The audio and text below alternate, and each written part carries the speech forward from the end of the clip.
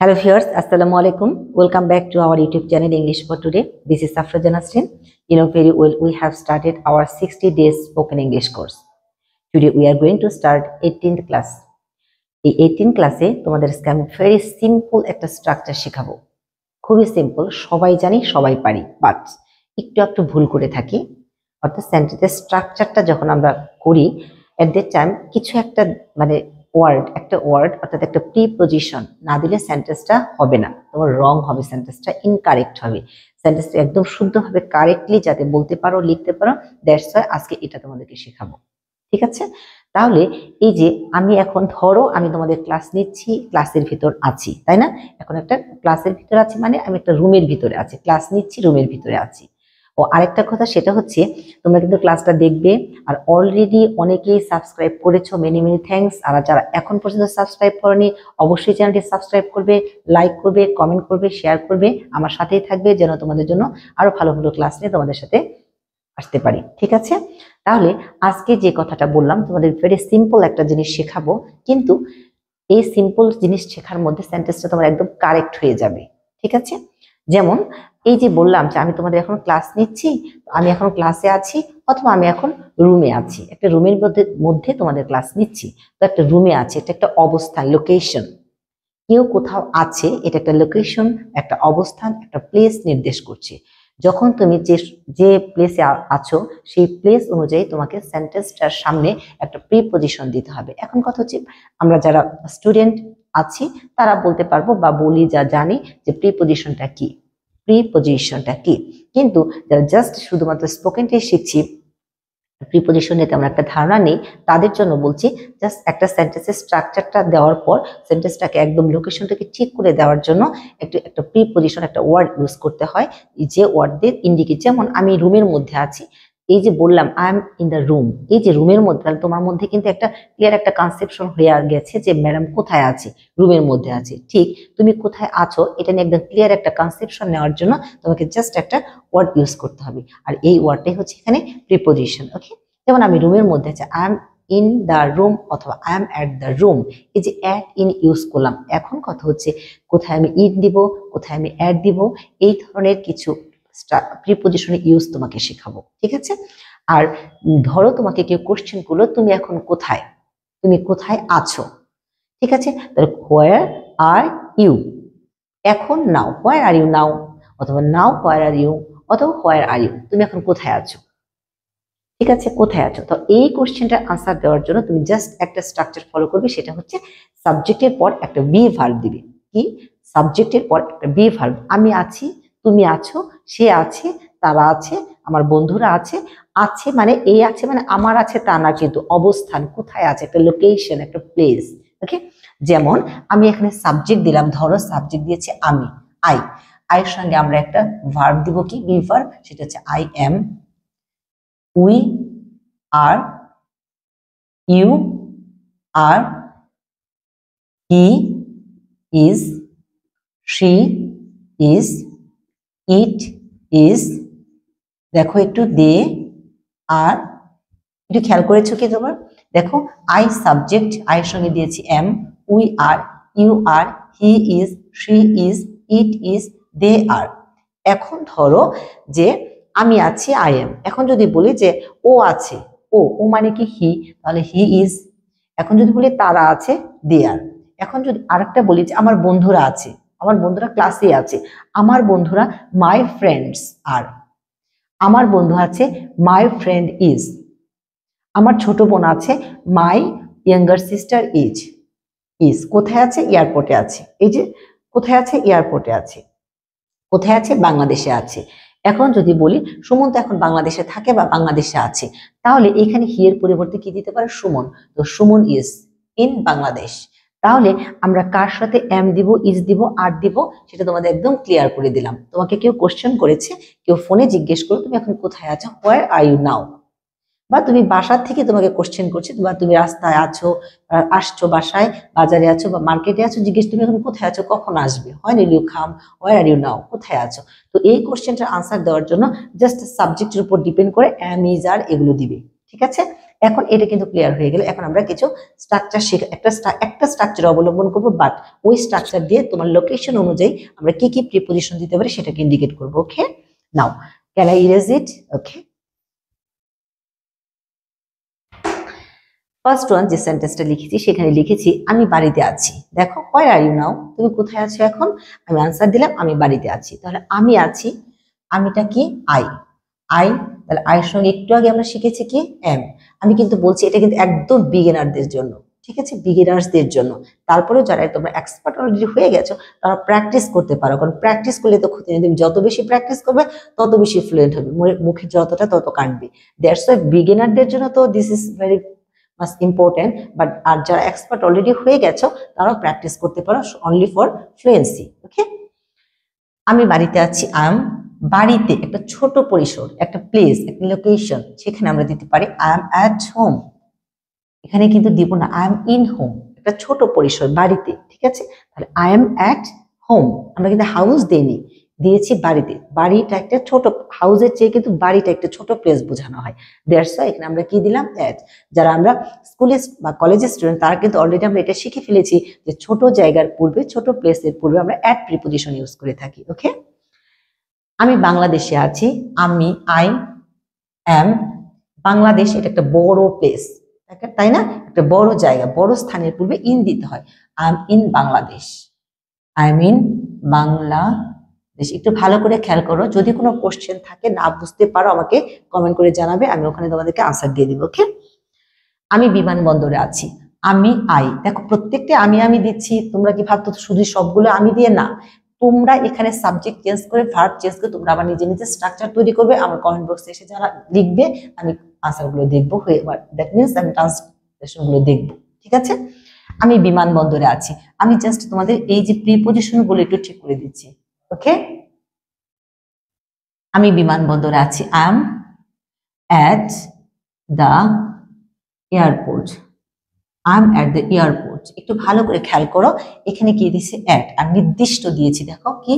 বিমানবন্দর, I am at the airport. তাহলে এখানে অ্যাড দিয়েছি, এখানেও কিন্তু অ্যাড দিয়েছি, বাট এখানে কিন্তু আমরা কি দিয়েছি? ইন। একটু খেয়াল করো, তাহলে কোথায় তুমি অ্যাড দিচ্ছ, কোথায় তুমি ইন দিচ্ছ। আমি বিশ্ববিদ্যালয়ে আছি, এখন তোমাকে জিজ্ঞেস করো তুমি এখন কোথায় আছো বা কি পড়তেছো, কোথায় পড়াশোনা করছো। Where are you studying now, where are you studying now. At this time তুমি যেহেতু তুমি ইউনিভার্সিটি পড়ছো অবশ্যই বলবে আমি ইউনিভার্সিটিতে আছি, বা ইউনিভার্সিটি পড়ছি মানে ইউনিভার্সিটিতে আছি। ওকে, তাহলে আমি ইউনিভার্সিটিতে আছি, am at the university, I am at the university. Okay, আমি বাসে আছি, তোমাকে কেউ জিজ্ঞেস করলে তুমি কোথায়, এখনো বাসায় আসছো না, you are not coming yet, এখনো বাসায় আসছো না, কি করছো, কখন আসবে, কি করছো, হোয়াট আর ডুইং, তুমি কখন আসবে, হ্যাঁ কি করছো, কোথায় আছো, হোয়ার আর ইউ নাও, কোথায় আছো। তো বলতেছে আমি বাসে আছি, আই এম। এখানে কিন্তু ইনও দিচ্ছি না, অ্যাটও দিচ্ছি না, দেখো কি দিয়েছি? On, I am on the bus, I am on the bus, আমি বাসের মধ্যে আছি, বাসে আছি, মানে বাসটা হচ্ছে চলমান। ওকে, এই জন্য অন দিয়েছি। এখানে কিন্তু মধ্যে বসে আছে সেটা না, স্থির হয়ে বসে আছি তা কিন্তু না, আমি চলমান আছি এখানে, দ্যাটস ওয়াই আমি এখানে দিয়েছি অন। আন্ডারস্ট্যান্ড? ওকে, আমি অফিসে আছি, আমি আম অ্যাট, দেখো I am at office, I am at office, I am at office, আমি অফিসে আছি।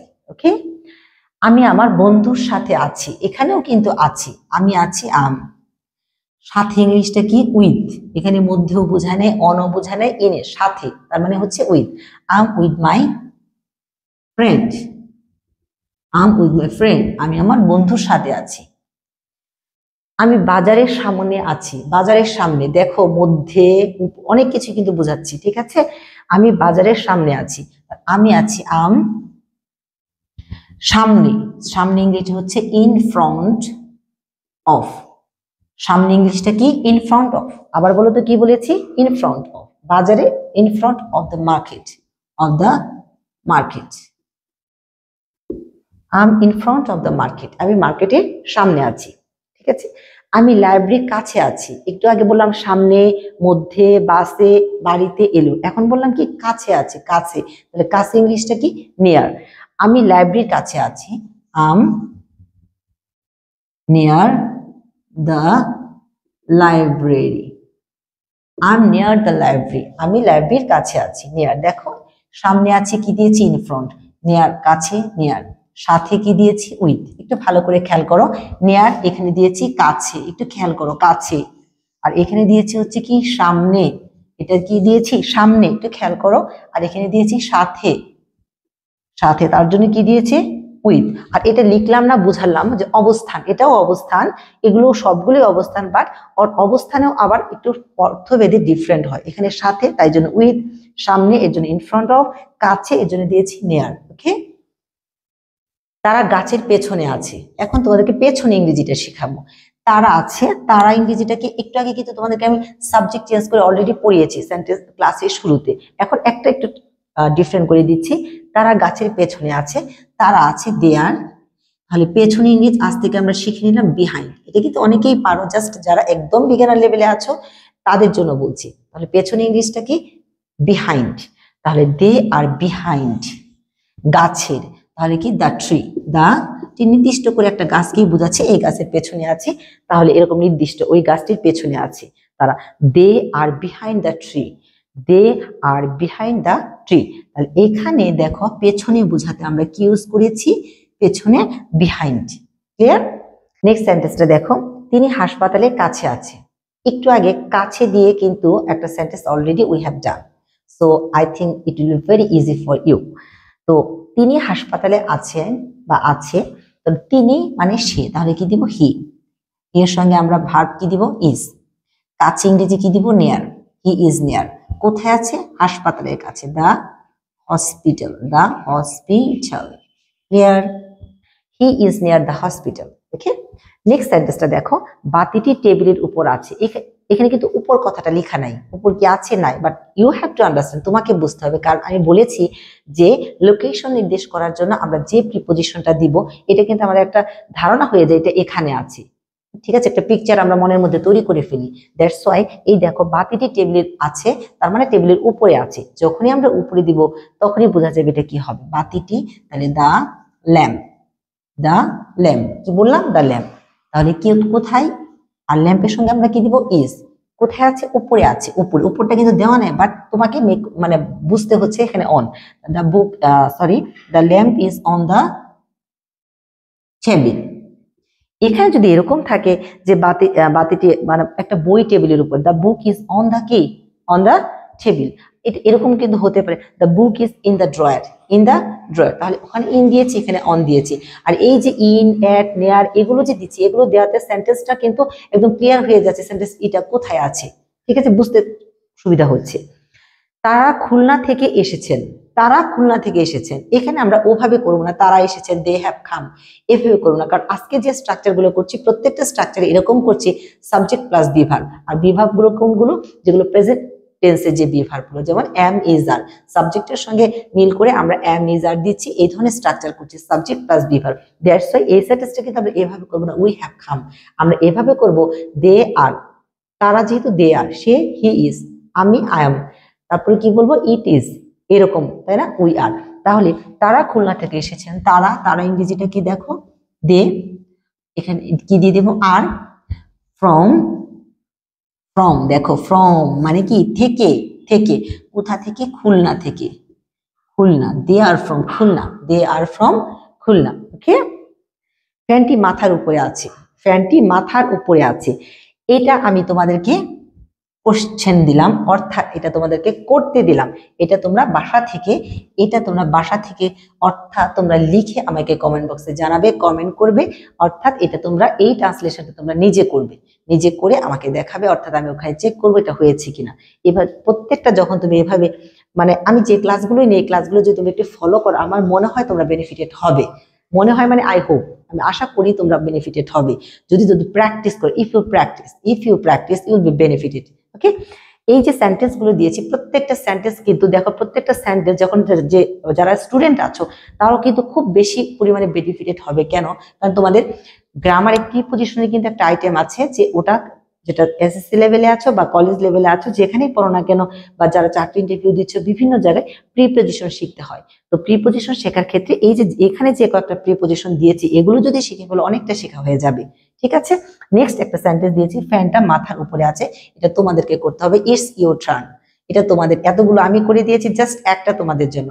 এটা করে নেক্সট ক্লাসে, অর্থাৎ এই ট্রান্সলেশনটা করে আমাকে নেক্সট ক্লাসে এসে বলে দিব কোনটা কোনটা, আর কমেন্ট বক্সে যদি দিয়ে দাও আমি ওখানেও চেক করে দিব। ঠিক আছে, সবাই ভালো থাকো, সুস্থ থাকো, আমার সাথেই থাকো, ক্লাসগুলো ফলো করো, প্র্যাকটিস করো, ইনশাআল্লাহ will be fluent. Okay, thanks to all.